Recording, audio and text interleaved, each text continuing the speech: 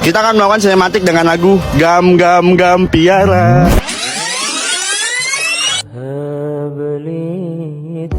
Manfaatkan 5 perkara sebelum 5 perkara.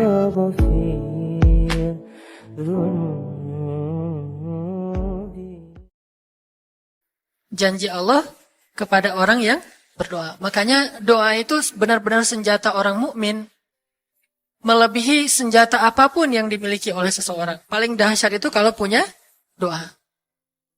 Jadi kalau orang yakin kepada Allah, maka dan keyakinan dia kepada Allah lebih besar daripada keyakinan dia kepada apapun, maka selama dia masih bisa berdoa kepada Allah, dia tenang. Ada masalah dikit, oh ilahi. Ada masalah dikit, ilahi. Ada masalah dikit, Rabbi. Terus saja. Ada masalah sepele apapun, minta ke Allah. Ada masalah apapun, minta ke Allah. Dan kata Nabi, janganlah kalian menjadi lemah dalam berdoa. Karena sesungguhnya tidak akan binasa seseorang selama dia masih berdoa kepada Allah. Itu hadis Nabi. Dari Aisyah. Janganlah kalian menjadi lemah dalam berdoa. Artinya jadi pundung. Jadi putus asa dalam berdoa. Karena tidak akan binasa seseorang selama dia masih berdoa kepada Allah Subhanahu wa Ta'ala. Jadi kalau kita masih terus mengharap dan meminta kepada Allah, kita nggak akan binasa. Kita nggak akan kalah. Kita nggak akan rugi. Dan kata para ulama, segala sesuatu di dunia ini akan pergi dan tidak kembali. Ini clue, penting nih, bisa dicatat. Segala sesuatu di dunia ini akan pergi dan tidak akan kembali kecuali doa. Dia pergi dan dia pasti akan kembali. Segala sesuatu kalau udah pergi di dunia ini, nggak akan kembali lagi. Kalau pergi di sini maksudnya pergi kepada Allah. Tapi kalau doa pergi ke Allah, dia pasti akan balik lagi kepada yang meminta. Satu-satunya yang pergi ke Allah dan kembali di dunia ini hanyalah doa. Makanya ayat ini kalau kita kasih judul adalah janji Allah kepada hambanya yang berdoa. Allah berjanji, apa kata Allah? Inni qaribun. Aku itu dekat. Maksudnya, nggak mungkin aku nggak dengar doa kalian. Begitu kita berdoa, kita pikir, Allah dengar nggak ya? Jangan-jangan kok doa saya belum diijabah, kayaknya Allah nggak dengar yang kemarin, saya harus keraskan lagi suara saya. Nggak, inni qarib. Arti inni qarib, aku itu dengar banget apa yang kamu ucapkan. Nggak usah diucapkan, di dalam hati aja Allah udah dengar. Siapa yang pernah berdoa di dalam hati terus langsung Allah ijabah? Rasulullah. Coba teman-teman buka awal juz kedua. Ayat surat Al-Baqarah ayat 144. Itu gara-gara Nabi ada harapan di dalam hati tapi nggak berani ngomong gitu ke Allah. Cuma dipendam di dalam hati doang. Tapi langsung diijabah oleh Allah. Ayat surat Al-Baqarah ayat 144. Allah berfirman, "Qad nara taqalluba wajhika fis samaa." فَلَنُوَلِّيَنَّكَ قِبْلَةً تَرْضَاهَا فَوَلِّ وَجْهَكَ شَطْرَ الْمَسْجِدِ الْحَرَامِ وَحَيْثُ مَا كُنْتُمْ فَوَلُّوا وُجُوهَكُمْ شَطْرَهُ وَإِنَّ الَّذِينَ أُوتُوا الْكِتَابَ لَيَعْلَمُونَ أَنَّهُ الْحَقُّ مِنْ رَبِّهِمْ وَمَا اللَّهُ بِغَافِلٍ عَمَّا يَعْمَلُونَ. Jadi ceritanya, orang Yahudi suka menghina kaum muslimin gara-gara orang Islam kalau sholat waktu itu masih menghadap ke Al-Aqsa, Palestina. Jadi kata orang Yahudi itu, lihat orang Islam mah fake. Suka niru. Kita sholat menghadap Al-Aqsa, mereka sholat menghadap Al-Aqsa. Berarti agama mereka itu adalah agama yang meniru agama kita. Nggak original. Sering diperolok-olok. Setiap kaum muslimin sholat dihina sama mereka. Akhirnya Nabi ngerasa sedih. Wah, gimana ya caranya? Sehingga setiap sore Nabi berdiri di suatu bukit, kemudian lihat ke langit. Cuman nggak ngomong, gini aja ke langit. Membatin. Bayangin, pernah nggak teman-teman membatin ke Allah?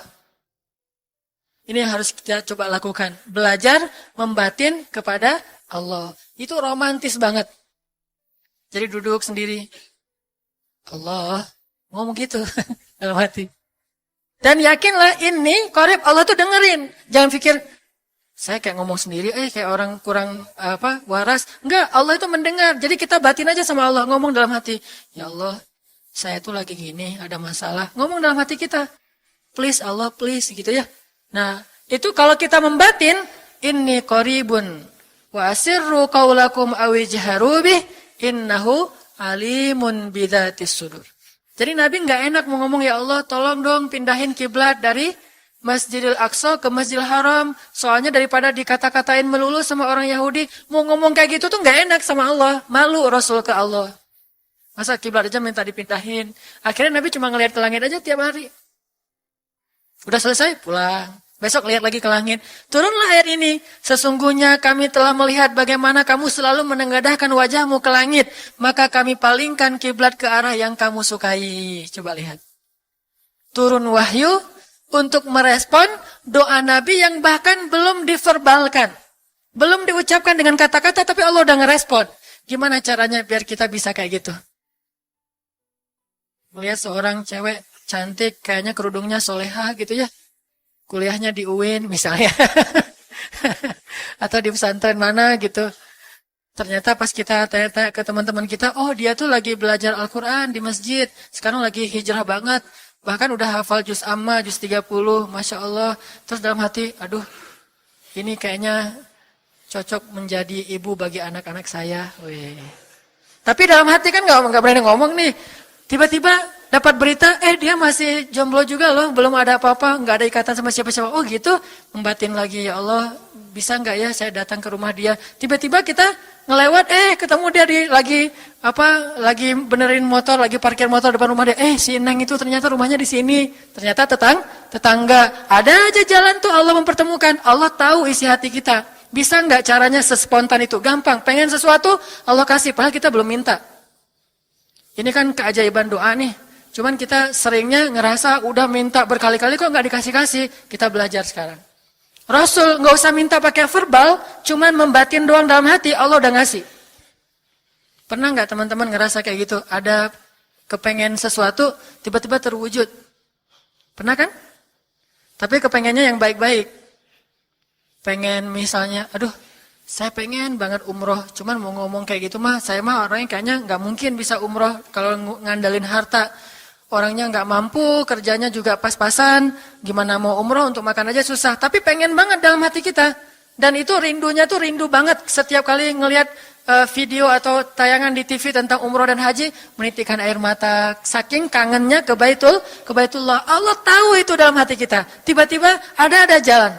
Ada aja jalannya. Dan bisa dikasih sedekah, bisa juga hadiah, bisa juga door prize, bisa juga macam-macam.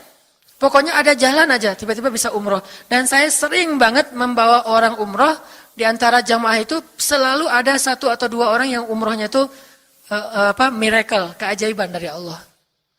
Ketika saya cari tahu alasannya apa, ternyata emang dia dari dulu pengen banget umroh, cuman nggak bisa ngandelin hartanya, Allah kasih jalan yang lain. Bukankah Allah itu memampukan yang diundang, bukan mengundang yang mampu? Kan itu yang sering kita dengar kan? Allah tidak mengundang yang mampu, tetapi memampukan yang diundang. Kalau udah Allah undang, pasti mampu. Kalau Allah nggak ngundang, walaupun dia mampu nggak akan bisa. Jadi Allah bukan mengundang yang mampu, tetapi memampukan yang diundang. Sehingga kita kalau hati kita kayaknya pantas diundang, Allah undang tuh. Begitu juga dalam urusan rezeki. Aduh, saya pengen kerjaan yang kerjaannya itu lebih halal, lebih nyaman, bisa sholat berjamaah tepat waktu, ada waktu juga buat keluarga, bisa juga berdakwah ke teman-teman. Akhirnya membatin kita itu karena kuat banget, Allah wujudkan. Ini artinya Allah qaribun, Allah maha dekat. Sehingga kalau kita pengen doa kita itu powerful, belajar dari as-siqah billah. Tips pertama adalah as-siqah billah. Percaya deh sama Allah.